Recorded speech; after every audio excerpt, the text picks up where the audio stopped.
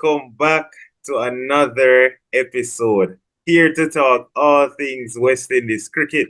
Of course, we have our usual here expert analysis. Davian Sterling in the house. Welcome, Davian. Well, thanks for having me again, Ronaldo. The pleasure to be here. Pleasure to be here. Definitely. No, we have so much to talk about. But of course, we're gonna start with the test match. West Indies played their first test match against Australia. It should have been day 4 today. We should have been watching some cricket. Unfortunately, the game is over. West Indies lost inside 3 days. So, what are your comments about the performance from this test team in the first test? To be honest, Ronaldo, the batting was really, really woeful. Yeah, we lost the game. The batters did not show up at all. They did not show up. And we batted first.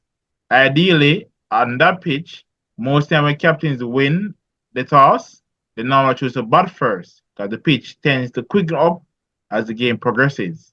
But Pat Cummins decided to go against the trend of batting first and decided to bowl first. And we saw where the players with limited test experience, they shown in the first innings, Kurt McKenzie playing an excellent half century. Well, kudos to him for his 50. Shamar Joseph on his debut, May 36, and also fun fact, it is the highest score by a debutant, batting at number 11, and he scored 36 against world-class bowlers. Remember, each of Australian bowler, each one of them has 250 test wickets. So he did that against quality and came and wrote with 17 runs. Right. And also in the second innings, the trend of we scoring less runs in the second innings compared to the first innings is continuing. That's also worrying. Really thought in the warm-up game where they scored more runs in the second innings than the first innings, they were onto something. But I guess that was a aberration. Where Kurt McKenzie top scored again, 26. Justin Greaves a debutant, made 24, and Joshua De Silva made 18.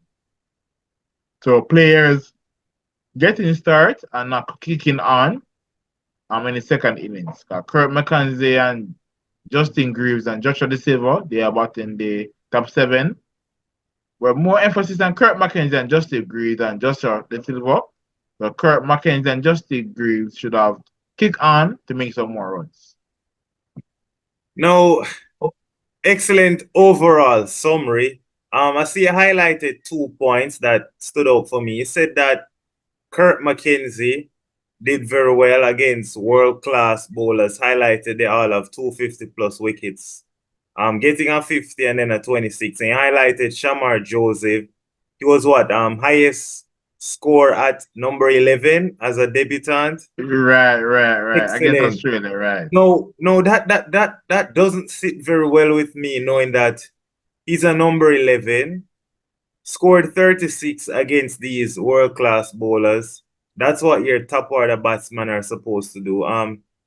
You mentioned that we continue the trend where our second innings, we always fall by the wayside. So if we make 150 in the first, boy, our second innings is going to be abysmal. And if we make 200 in the first, second innings is going to be awful. But what are your thoughts then if you look at it, adding our 2 innings together, 188 plus 120, that's 308 runs for 20 wickets. That is awful. I mean, I hear that you're highlighting the positive comments, but I just cannot see the positive when the match is over in 2.5, basically 2 days. The writing was already on the wall. These guys couldn't bat out if we're batting out an entire day, it seems very unlikely. And if we do so, we're still not scoring any runs. What's your overall assessment of the batting? What do you think is going wrong? And it's been happening for quite some time now. Every time we have these overseas tours, last time in Australia and plus in South Africa, we're in South Africa. What's wrong? Because I just want to hear your thoughts. What do you think is going wrong with our So batting? primary is lack of intent. So Shamar Joseph, he came at number 11 and he looked to score. The other batters, they're not looking to score. In the opening, the first innings, Craig Brathwaite and Tanjana Chandapal, they batted way too defensively. There was a point where there were four plus maidens on the trot. There was no effort to play the ball into the gaps and delivery that got Chandapal out. It was basically an half volley that should have been at four, but because they were so caught up defending, a lot of the deliveries that they got out to were actually scoring. They were not world class deliveries, but most of Australia bowlers, how they operate best when they're bowling a string of deliveries. The on so they're not looking to rotate the strike and keep the scoreboard ticking. So that is a huge issue, and I'm very disappointed with Craig Brathwaite. I mean, you win the toss, open the batting. He should have scored runs, Well, especially in the first actually, inning. well, actually, Australia won the toss. So Craig Right, Brathwaite, right, yeah, but he right. said he would have batted first as Yeah, well. right. So in my eyes, he still won. He still won Yeah, yeah, because he yeah, said if he had won it, it was still batted. So he still won. He got what he wanted. So he yeah. should have scored runs. Yeah, he has the experience, he has the game. He should have been one leading from the front, looking to score. He did not know to score any runs. And as expected, he did nothing in the second innings. So the trend of him not doing anything in the second innings is continuing. And that's part of the reason why we score way less in the second innings than the first innings. Craig Brathwaite does not score runs in the second innings. And he really needs to start that out. And based on that batting performance, Shana Paul definitely should not play the second test. And I'm be concerned about Alec Asanas. In the early part of the first innings, he looked to score some runs. Then the defensive mindset kept in, and it was so focused on just keeping his wicket than scoring runs. They have to look to score runs. You can't defend. It's very poor that the Australian bowlers are getting so much maidens back to back. Yeah, yeah, definitely. 100% agree in terms of the intent from Craig Brathwaite. He was blocking so many half volleys that I was like, whoa, what is Craig doing? Blocking so many half volleys. And you touched on an important point regarding to Tejner and Shandapal. We're gonna get into that because last time we said that Tej Narayan wouldn't have made our starting 11 and we'd have played the two spinners. And actually, we were crucified. Many persons said that in the comments that we don't know what we're talking about and we can't drop him because he's experienced. He's played in Australia. Many persons said that he has to be given an extended run. That's how he improve. And so that was pretty much being said in the comments. We were pretty much roasted because Tejna, Well, yeah, and I can understand where the fans are coming from. We as fans as well, we would have speculated that Tejnaran would have started ahead of the others because of his experience, but we have to look at it and he's really just not in form. He's right, not in exactly. form. Yeah, but let's break down the numbers now. This, by the way, was the warm-up game against Cricket Australia's 11. Tej Narayan, by the way, made 17 runs in 2 innings, average 9.5. So starting with Tej here, 6 runs now in these 2 innings. So far on this tour, he's batted 4 times, 23 runs, averaging that's about 5 point something. Not even 5.75, six right, runs. exactly, And, exactly. and look at that. Out of 4 innings, you have two ducks, both in his second innings. That what? And in South Africa, he didn't do well in South Africa. In the India series, he didn't do well.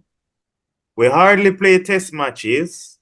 We only get six per year. Other teams hardly play test matches, and they don't have these issues that we have because other teams are playing six match. Pakistan, yeah, they lost 3-0 to Australia, but they were way more competitive.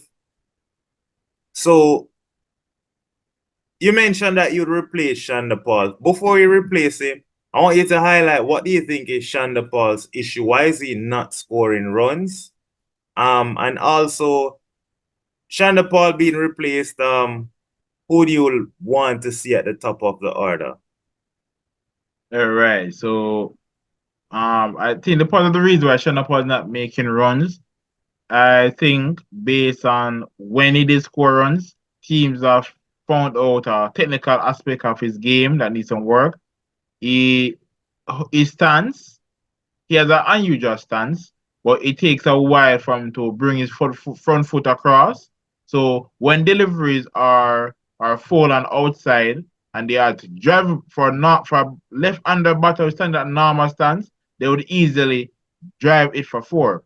But bowlers are not bowling to the stumps that much for him to flick, drive through the inside. They're bowling deliveries to force him to play on the V and the offside, and is how he stands to bat does not allow him to play those shots. So he has to find a way to access the offside, especially through the extra cover region. Right. So that is what bowlers are finding out, and they realize that he pulls pretty well. So they're reluctant to bowl the short delivery to his body. So they know he will pull and hook. Definitely, If you but were. as you said that Shanda Paul is pretty much now with his awkward stance, he's playing away from his body. Mhm. Excellent point. But his dad Shivnarine Shandapal would have played away from his body many a times, and his dad would have averaged 50 plus in test match cricket. A matter of I fact, think Shivnarine Shandapal would have batted I, against more difficult bowlers, I would say. I think the biggest difference between both of them is that has better high hand coordination. Right, right. We have seen where in the latter stages of Shinner and Shana Paul his career, where he was not making as much runs, even though he had the same stance. So I've seen where the latter stages is hand-eye coordination declined significantly, and that stance did not help him. So if Chattanooga and Shonda wants to maintain that style of play, he has to he- work either on his hand-eye coordination or get a way to let his hands and body be closer together and stop playing so away from his body. So he has to make a tough decision what he wants to do. And I think it's easier for him to improve with his hand-eye coordination than making that technical adjustment. And Definitely. for replacement, since Kurt McKenzie I saw where he had intent to score. So I would let Kurt McKenzie and Kirk Brathwaite open. Do you think that with Kurt McKenzie scoring a half century and a 26, even though this is not, I see many persons giving him super praise. I still Right, think right, this is an okay performance. It's good that he got a 50, right, but right, I still think that he should have kicked on, got a big one. But the bar is so low right now in the Caribbean where a right, batsman score a 50 and we say, yes, he's there. Remember, this was possibly the guy that many persons didn't even want him to start. And right, 150, all of a sudden his career has been saved. So it's so right, difficult. It's so sad that our batting really hasn't performed. And looking at these guys, I personally think that we are fitter than the Australians, or just as fit, equally as fit. I look at a Justin Grieve, a Kavem Hodge, a Athanas, a Mackenzie, Brathwaite, Shandapal, Moti, Sinclair. This is the first time I've seen a test team from West Indies or fitness can match our opposition. So it's not a lack of fitness anymore, like when we had the Gabriels and the Cornwall, or persons could debate fitness in couple. teams that we would have had recently.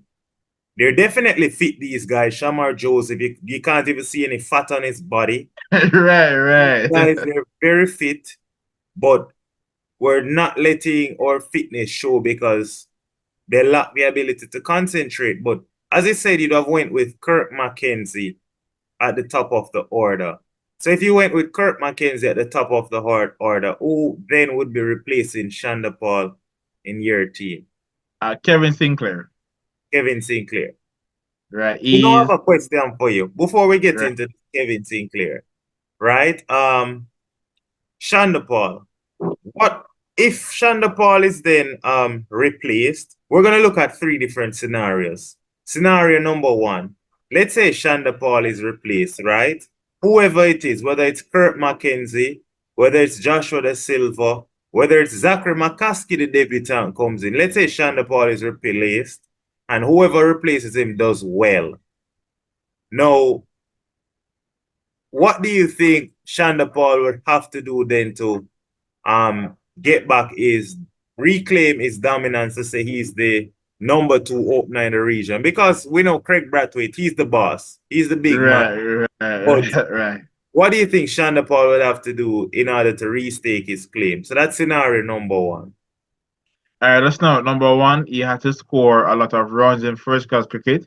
And additionally, when it gets out, you have to pay close attention to how it gets out. He was getting out the same way he was getting out before he was dropped, then that means he has not improved that aspect of his game. So runs and more than dismissals, very, very important.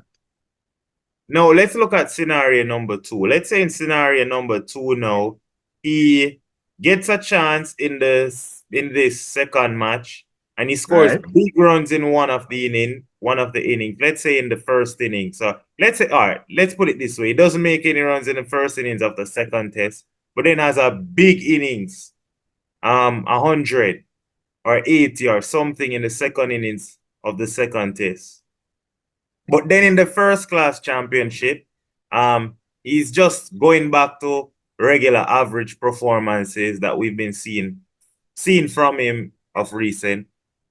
What do you think would happen then to Shanda Paul in terms of his spot in the squad? I would tell him, okay, you made a very good score in the last innings, about to average.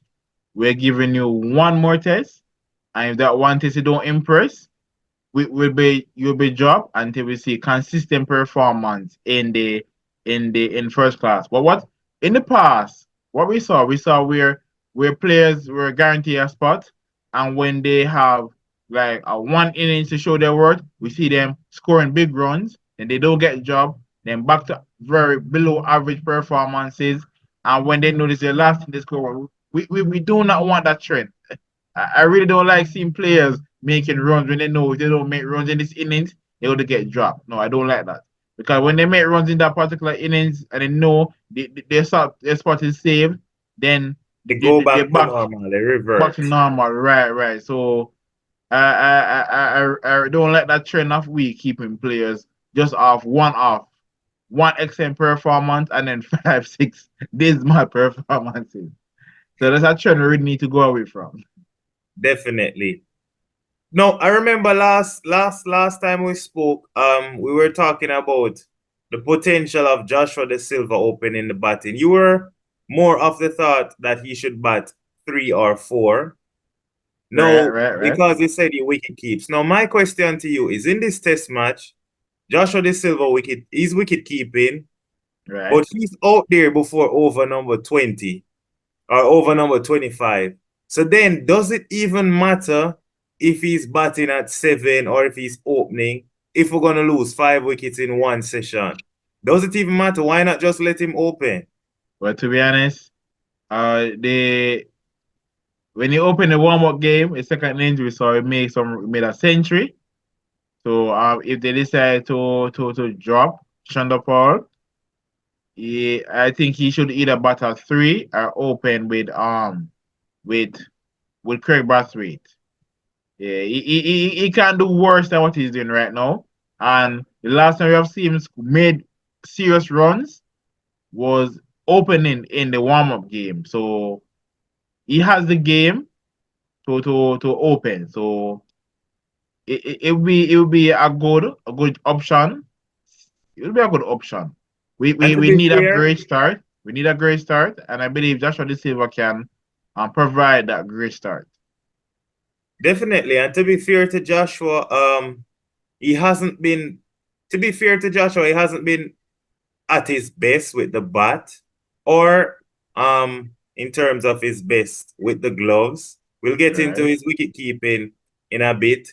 But to be fair to him, Joshua bats at 7, and by the time Joshua De Silva is out there, what is he supposed to do? That's my question, because he's batting at 7.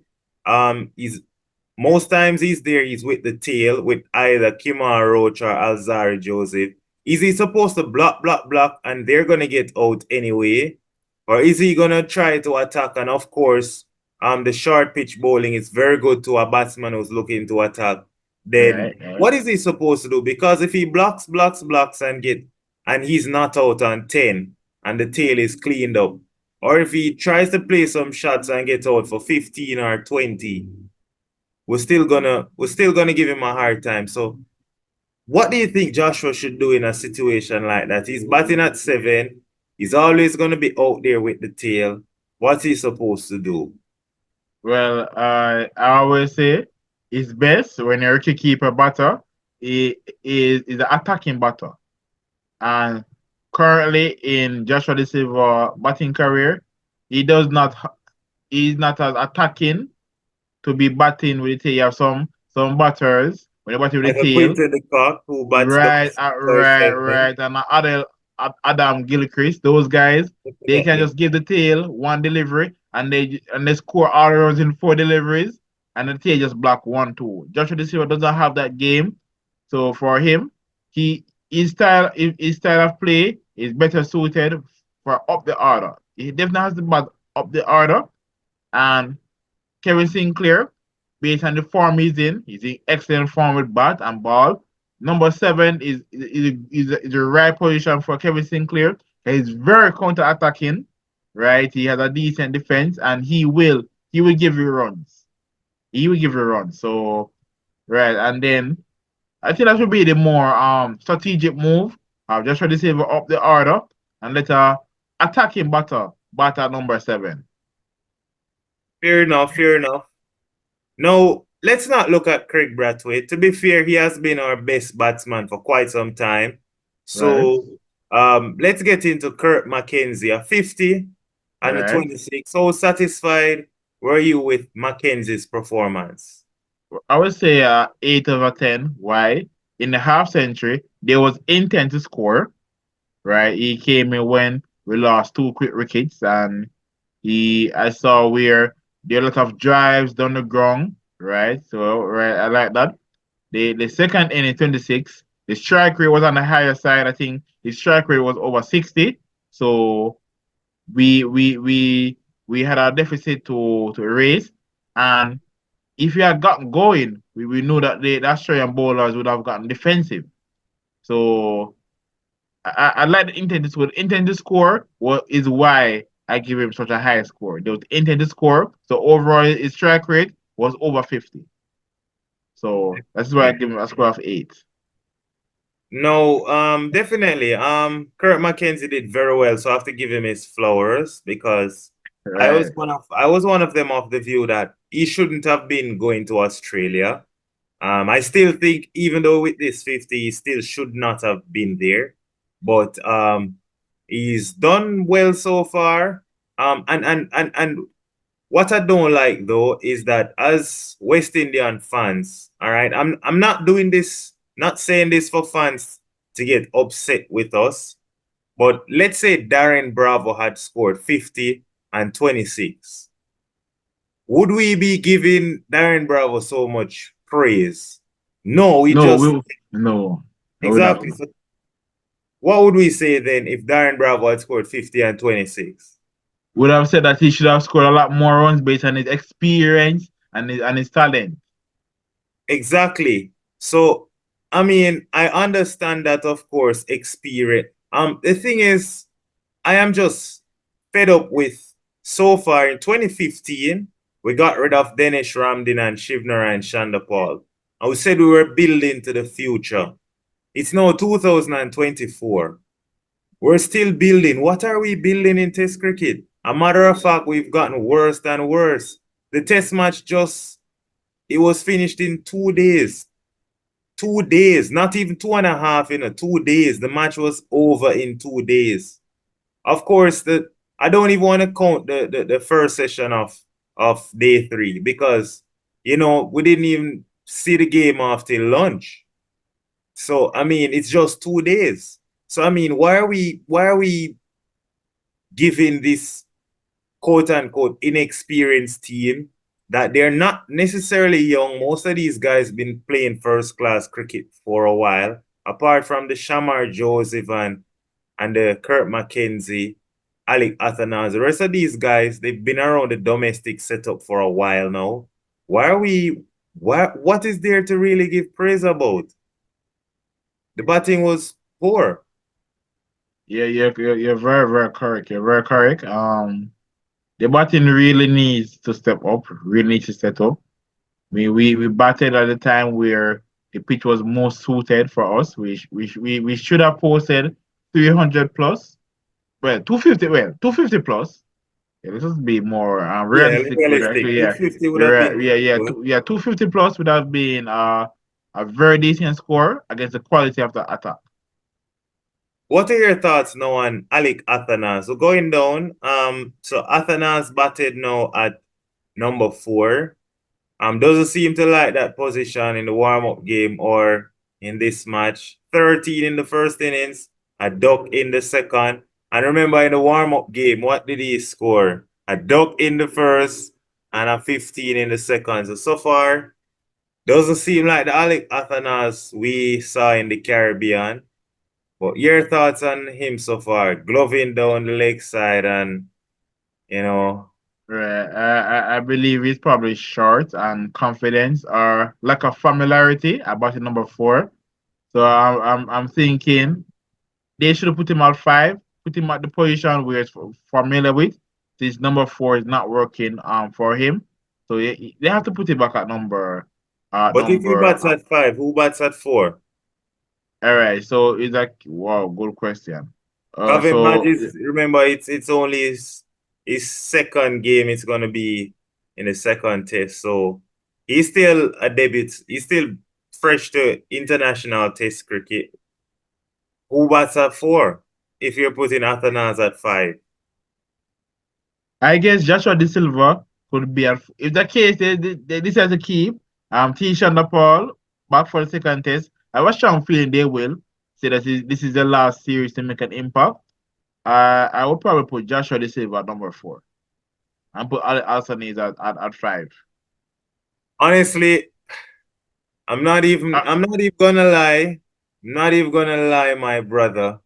If I see Shandapal walking out there with Craig Brathwaite, I'm just gonna wait until the first session and check the scorecard on ESPN. I'm not watching Shandapal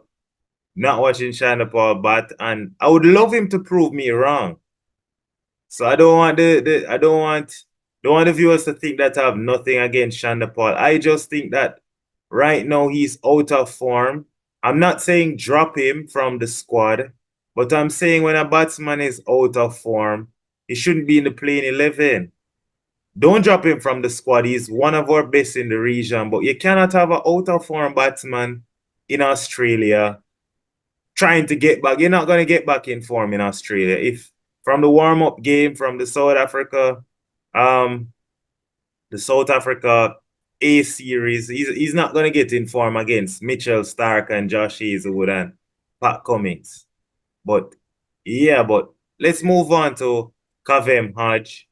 He made 12 in the first innings and 3 in the second. Again, look at those average, right? The guys in the top 5. First of all, give me a summative assessment of the guys in the top 5. Looking at their average from the test. 3, wow. 7, 6.5, 7.5, 14 and a half. They did not spend any time at the crease. They did not score any runs. There was no intent for the most part. It's like they give up their wickets. It's like they give away their wickets. They give away their wickets. It's like they didn't want to be there. So I mean, Kevin Hart and Justin Greaves, they made runs in the warm up game. We know the quality of bowlers are different, but we thought that confidence of them scoring runs Would have been and transferred. would have been transferred and Inter would have been there. But I guess lack of application undone them because they the pitch was good for batting and they basically gave up. So I'm very disappointed with the Hodge and Greaves. It's like they went the extra mile to make runs in the warm up game, so they could not be dropped from the test team. And when they made it, no, they just basically got complacent. And I disagree. I don't think Hodge was complacent. I could have seen I could have saw that he had that hunger in his eyes to score runs.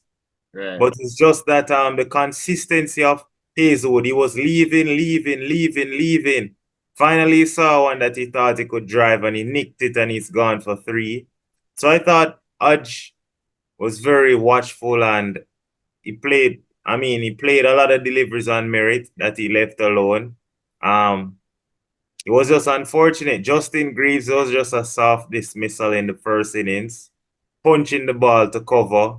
That was very soft. Joshua De Silva pulling Pat Cummings, then pulling Mitchell Stark, falling for the same trap. And I highlight Shamar Joseph here. We want to focus on the batters. But if you look at Shamar Joseph, this guy is number 11. He scored 51 runs. He's the second highest run scorer in the right. test match for West Indies, averaging 25. And this is our Uh, number 11. So yeah, your thoughts on that? And guess what? Oh no, he had the second highest average, the second highest average, and second highest total runs. And also the first innings, he basically was second top scorer, and the second inning was basically the fourth. So it looks like we need to promote Shamar Joseph. It is a promotion. and it's not even a laughing matter. If you look at Uh, it in the first innings, we were 130 something for nine. In the second innings, we got bowled out for 120. So if it wasn't for Shamar Joseph explosiveness and Kimar Roach hanging in there, we'd have been bowled out for 130 and 120. So basically, we can't make 150 runs good. No, right, cause what's the point of what's the point of going to Australia if we're not even gonna compete? Many persons are so happy that we competed, we did well. Yes, the bowlers, and in specifically Shamar Joseph did well, which we'll get into. But we can't compete in any test match if that's the way we're gonna bat. It's not like Australia is outright better than us. Do you think Australia is outright better than us in terms of fitness, in terms of pace, yes, in terms of talent, but do you think they're so far ahead of us that we can't be competitive? no, I don't think. Same with Australia right now, what is in their favor? They're in winning form. So winning form is really what is really keeping them. If you look at their the bowling, well, their bowling and the excellent feeling is really what letting them win games. But the batting from the batting aspect is really either Usman Karaja, Mitchell March, and Travis Head. Attack counter attacking innings has really carried the batting. Their batting is vulnerable. Maybe not definitely not as vulnerable as West Indies own, but Yeah. it has weakness because even when they were batting, at one point they were at 188 for six. Even worse, 168 for six. Right, exactly 168 for six, right. Could have So been bowled out for less than our score. exactly. So their bat is not as sharp as they think. It has a lot of weak holes. They can be exploited. Which if a team puts up above average score against Australia, they will struggle. They will struggle. Definitely. They definitely. And that is why I am not accepting this performance. I think, not saying that we should win the second test, but I think we can give Australia a good run for their money. We can give a better account for ourselves. But Uh, yeah, you wanted to add. Go ahead. I think moments where the game is 50, when Australia was at 168 for 6, that was a moment in the game where the game was 50-50. So where the game is 50-50, we need to push ahead. So we let that slip. They move from 168 to 283 all out. We allowed Australia to got too much runs over our score. If Australia was probably dismissed for 200 runs, I really think panic would have crept in their camp, saying that wow, we can actually be defeated by an inexperienced West Indies team. So they basically got a 90 plus run lead, and that gave their bowlers confidence. So that's where we went wrong.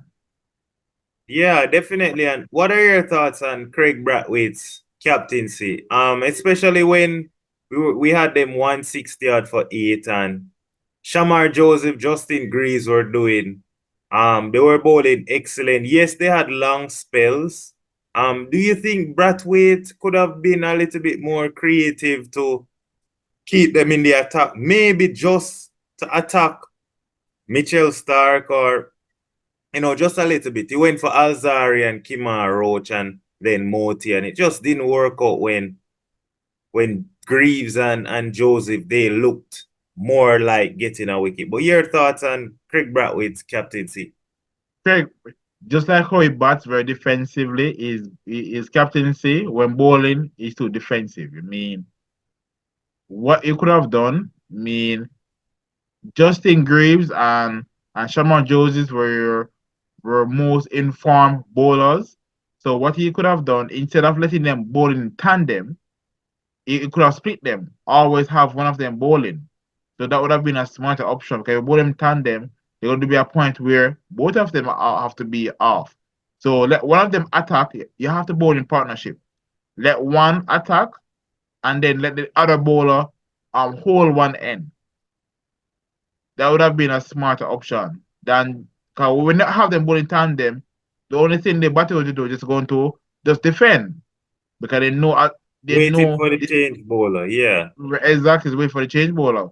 But if one is bowling, the next one is holding the end, they have to take risks. They have to take risks. Against either Shamar Joseph or Justin Greaves. Yeah, definitely. And Greaves definitely showing why he's so highly rated as the next Jason Holder in Test cricket. Maybe still have a long way to go with the bat, but certainly with the ball, he's looking good. But let's get into the bowling now. So the bowling, we only really can talk about the bowling from the first innings. 280, as I said, excellent to bowl out Australia, but I thought Australia were 50 runs too many. Your Right, thoughts? right, right. This is very true. Kemar Roach 2 for 48. Well, he tends to struggle in Australia. But this is good Azar for Joe, Kemar Roach in what was that? Australia. No, I would say this is good for Kemar Roach in Australia, given that he struggles. Right, right. But for Asdar Joseph, again, they drop catches off him.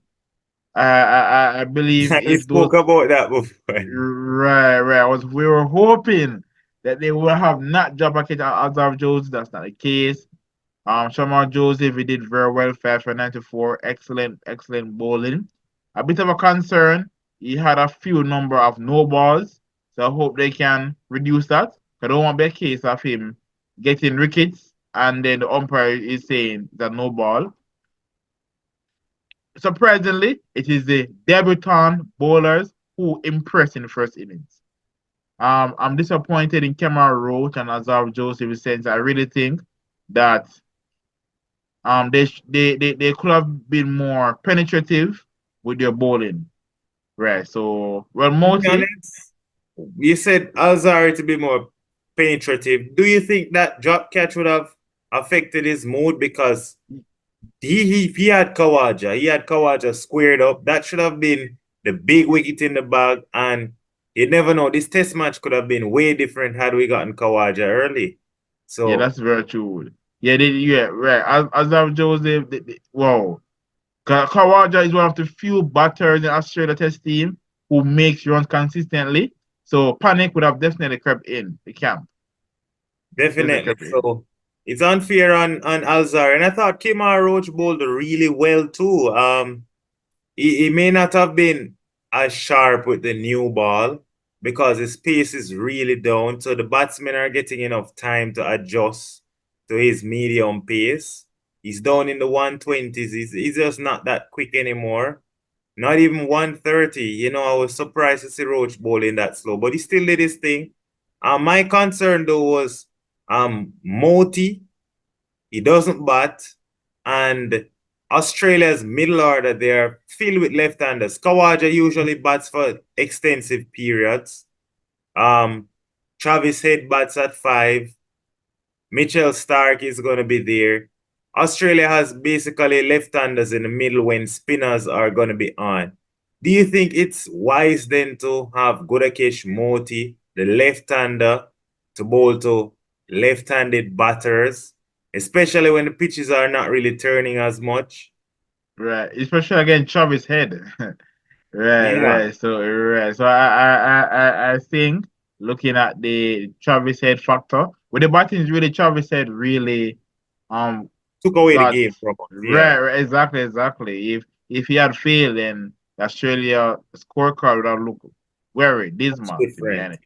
Right. So well I think for Moti, if they're mostly right-handers at the crease, he'll be effective. But I mean, once he's a left-hander, if Karaja, Travis Head, and Mitchell Stark is there, I don't think he should bowl. I don't think he should bowl if one of those batters are there. But the thing Maybe is, Chris. Uh-huh. what do you think about the thing is with Moti? Chances are he's not going to bowl in the first session. First session of the Right, play, the seamers are going to be bowling, and based on current form, Steve Smith and Marnus Labuschagne, they're not in the best of form. They're the two batsmen more likely to be dismissed. If you look at ESPN's probability dismissal, they're ahead of right. Kawaja. So that means by the time Moti gets the ball in the second session, it's still going to be that he's going to have to be bowling to more than likely Kawaja and Travis said, the two left-handers there again. So, And even if we lose one of those, it's going to be another left-hander, Alex Carey, coming. yes, yes. So, are you suggesting that they drop Moti and play Kevin Sinclair? Definitely. I'm not Right, saying drop. I don't like to use that term drop. I'm right. thinking of it's just a better matchup. So I'm resting Okay, Gudakich Moti. right. Um, Especially given that I know he's gonna have a significant part to play in the white ball series. Because he is our go-to guy in white ball cricket right now, Right, or that is you very know. true. But for the test match, I would think that Australia, given their numbers against off spin, when you look at their numbers against off spin, it's atrocious. Also against wrist spinners like Kuldeep Yadav. So if we have wrist spinners or off spinners, their numbers, whether it's ODI or Test cricket, is poor. So getting Kevin Sinclair, you never know. You never know. Not saying he's gonna bamboozle them, but I just think he's a better fit, and I just think that he's the better suited for the Australian playing 11. So it's not saying that Kevin is better than Gudakesh, rather he's better suited for the 11 that we're playing. Your Yeah, thoughts? it makes a lot of sense. And I think Kevin Sinclair is an excellent fielder as well. And a better So batter. a better batter, definitely a better batter. Yeah, he can bat, and I'm sure definitely he bats with intent. I think that's very, very important. We need more batters in our test team who bats with intent. We don't need persons batting 100 deliveries and scoring 15 runs. That is nonsense. Definitely. So let me hear now you're playing 11 for the Uh, second test. could I say picture of the squad? You have a slide with the squad, squad members. Um, we do have a slide with the squad. Not in this one. Oh, Okay, we do, just to go back through the last playing 11, then I think we had Shandapal, Brathwaite, McKenzie, Atanas, Hodge, Greaves, Da Silva, Alzari, that's 8. Budakesh Moti, 9. Kimar Roach, 10. And at 11 was Shamar Joseph. The four All right. persons on the bench, Zachary McCaskey, Tevim Imlach, Kevin Akeem Sinclair Jordan, and and Kevin Kevin Sinclair. Sinclair. All Yes, if right. you could name your 11. All right. So for oh wait. Okay. So for opening Kirk Brathwaite, is opening Kirk Brathwaite. I'm giving Shanapa one more chance. T Shanapa one more chance. Yeah, Number three, I'm having Kurt McKenzie. Number four, I'm having Joshua Silva. Number four. Number five, Alec Altanaz. Number six, um, Justin Greaves. Wait, no, no. Number six, rather, Kevin Hodge. Kevin Hodge, all right. Right. Number seven, Justin Greaves. Number eight. I'm promoting Shamar Joseph. I'm promoting Shamar Joseph. I'm sending him. I'm sending number eight. I'm sending Shamar Being Joseph. proactive. Right, being proactive mean Yeah, he can't do no wrong. He can't do no wrong. no problem, Then no problem. the number nine, Azari Joseph. Wait, I'm thinking to really rope in Kevin Sinclair. You mentioned the left unders probably can strengthen the batting. That is where we really fell short is batting. Right. So Martin. number eight, I'm having Kevin Sinclair number eight. Number nine, Shamar Joseph. Number 10, Azar Joseph, and number 11, Cameron Roach. So I'm strengthening the batting, and then on the bowling also improve since we have Kevin Sinclair bowling at the left unders who are more likely to take the game away from us. Usman Karaja, Travis Head, Mitchell Stark, and Alex Carey. Definitely, definitely. And surprisingly enough, those were the guys who made the most runs, 109. All the left-handers, they Right, were the guys right. who made the runs against us. So yeah, Exactly. it was very interesting. A stat that showed that the left-handers made all the runs. Kurt McKenzie, um, Carey, I think, made like 15 or 17. Most of the right-handers, none of them were able to score. Oh, Right. yes, no right-hander was able to score 20 runs in the match, which is very, very, very strange.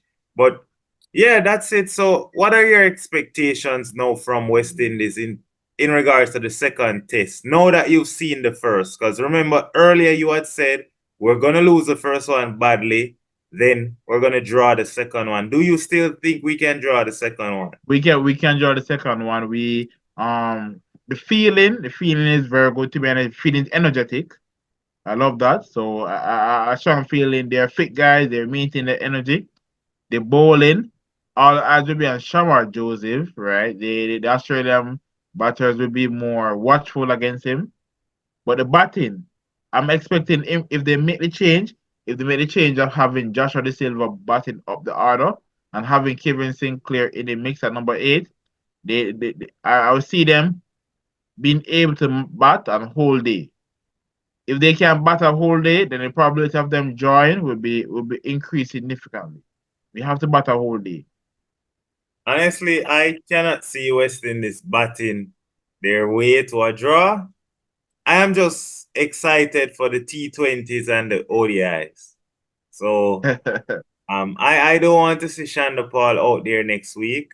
Not saying dropping Shanda Paul just for some viewers who are going to be at us because, they're right and they're also very right. We can't drop Shanda Paul. I'm not dropping him from the squad, but I just think based on form, I'm not giving Shanda Paul to go out there and try to get back in form. I'm here to win a test match. I'm picking my 11 that are in best form, whether you're a senior or whether you're a newbie.